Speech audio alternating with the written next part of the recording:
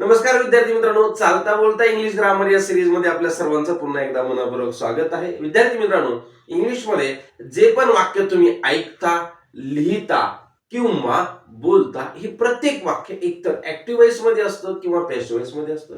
Sir, मग हे ऍक्टिव्हचं वाक्य आणि पॅसिव्हचं वाक्य कसं ओळखायचं? तर लक्षात ठेवा, पॅसिव्हच्या वाक्यामध्ये नेहमी to be plus V three अशी रचना असते.